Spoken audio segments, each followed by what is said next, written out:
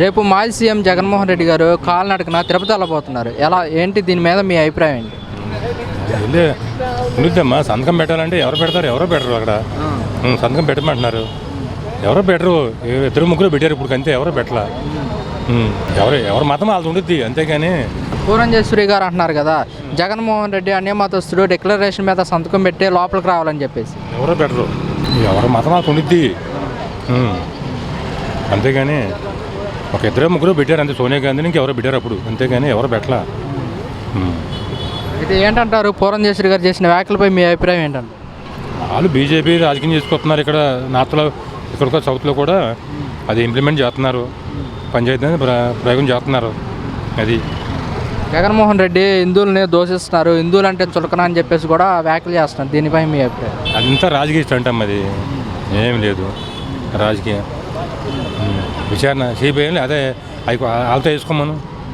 ఆ ఏరియా వాళ్ళు సిట్ అంటే అధికారం వీళ్ళ చేతిలో ఉంటుంది, ఏం చేయలేరు. అది సిట్ అంటే వీళ్ళు చెప్పినట్టు తుయ్యండి సై అంటారు. ఏమమ్మా సిట్ అంటే వాళ్ళ చేతిలో ఉంటుంది, ఏం చెప్పలేరు సిట్ అంటే. ఇంకేం చెబుతారు? అదే జగన్మోహన్ రెడ్డి గారు కూడా చెప్తున్నారు, మేము ఎటువంటి తప్పుదం చేయలేదు, ఇది కావాలనే చేస్తున్నారంటూ కూడా వైసీపీ అంటున్నాం. జూలై నెలలో జరిగింది, అది జూలై నెలలో ఎవరున్నారు ముఖ్యమంత్రి? చంద్రబాబు గారు. మరి వెనక్కి పంపించారు, ఎట్లా పంపించారు? అవి కూడా వాళ్ళ అయ్యి ఆ ట్యాంకు 4 ట్యాంకులు వాళ్ళ.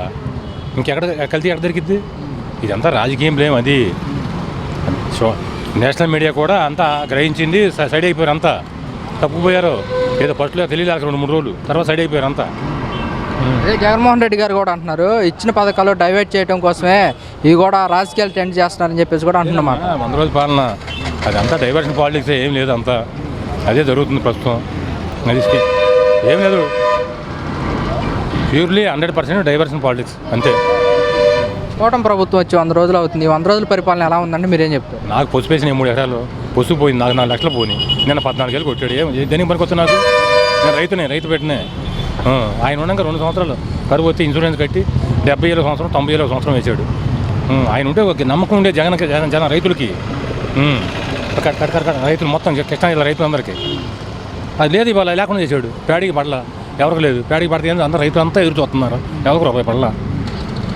అంటే ఈ ప్రభుత్వం తొందరగా ఆదుకున్నట్టుగా ఏ ప్రభుత్వం ఆదుకోలేదని చెప్పేసి కూడా నేను చంద్రబాబు నాయుడు గారు కూడా అంటున్నమాట. వాళ్ళు చెబుతారు అమ్మది, ప్రెస్ మీట్ అయ్యి మామూలు అయ్యింది. ఆ ఫీల్డ్కి వెళ్తే తెలుస్తుంది అంతా. ఆ ఫీల్డ్ వ్యవసాయం చేసేవాళ్ళ తెలిసిద్ది అదంతా. అయితే ఎప్పుడు రాని విధంగా సీఎం నిధి కిందకి 400 కోట్లు వచ్చాయి. ఇవి కూడా మొత్తం కూడా వరద ప్రాంతాలకి, రైతులకు కానీ అందరికి పంచి ఆడి తోడు ఇంక 200 కోట్లు ఇచ్చాడు, అంతే. ఏమి ఇచ్చాడు? ఇంతవరకు సెంటర్ నుంచి ₹1 తేలేకపోయాడు. 600 కోట్లు, 200 కోట్లు కలిపి 600 కోట్లు ఇచ్చాడు. 600 కోట్లు నేను ఇచ్చింది, 600 కోట్లు కూడా ఇచ్చింది నిన్న. ఆ 400 కోట్లు వచ్చింది. నాకు తెలిసి 500 కోట్లు వచ్చింది. 400 కోట్లు చెప్పాడు అఫీషియల్గా. నాకు తెలిసి 500 కోట్లు వచ్చింది. వాళ్ళు చెప్పరా అంతా, అఫీషియల్గా మొత్తం డిక్లేర్ చేయరు. 500 కోట్లు వచ్చింది, 400 కోట్లు చెప్పారు అఫీషియల్గా. చాలా తక్కువ టైంలోనే వరద బాధితులను అందరినీ మేము ఆదుకున్నాం అంటున్నారు. ఎంత చేసినా చెబుతారులే, అది మామూలే. కానీ అది ఉంటారు, ఎవరో మెప్పించలేరు, అందరిని మెప్పించలేరు. జరగని పద్ధతి జరిగింది, అది ఎవరు కాదనలేము. అది ఇన్సూరెన్స్ కట్టాలి, మే నెలలో కట్టలేకపోయారు. అది ఇప్పుడు రైతులను ఆదుకోవాలంటే అదే మెయిన్. 500 కోట్లు కట్టినది అయ్యాల 5,000 కోట్లు వచ్చాయి, 4,000 కోట్లు వచ్చాయి సెంట్రల్ గవర్నమెంట్ నుంచి. అవి తేలేకపోయాడు. వాళ్ళు చేసిన పాలసీని మనం ఎందుకు చేయాలని, ఒక గవర్నమెంట్ చేసి ఒక గవర్నమెంట్ చేయదు. అది ఆ చంద్రబాబు చేసిన ఎందుకు చేయాలని మెయిన్, అది ఆడు చేసిన ఎందుకు చేయాలని ఇంతేమో. అది రైతులు మంచి పగపట్టి ఉన్నారు, చెప్పుకోలేకపోతున్నారు. టీడీపీ వాళ్ళు అంతా పగపట్టి ఉన్నారు, రైతులు ఏం లేదు, అంతా బయట చెప్పుకోలేక.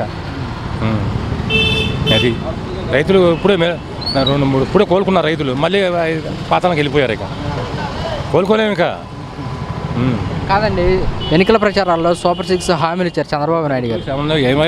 ఎవరు హామీలు, ఏ పార్టీ పాలసీలు వాళ్ళకు ఉంటాయమ్మా, ఇవన్నీ మామూలే, అవి ఇచ్చుకోవచ్చు, ఏముంది. మరి అసెంబ్లీలో స్వయంగా చంద్రబాబు నాయుడు గారు ఈ సూపర్ 6 పథకాలు చూస్తుంటే భయం అవుతుంది, రాష్ట్ర ప్రజలు మొత్తం కూడా అర్థం చేసుకోవాలంటున్నారు కదా. ఎవరు పాలసీలు ఆడుకుంటే చేసుకుంటారు, అంతా నడుస్తూ ఉండిద్ది. 100 రోజులు ఎట్టయితే కానీ అది మనం అనకూడదులే, నడుస్తూ ఉండిద్ది.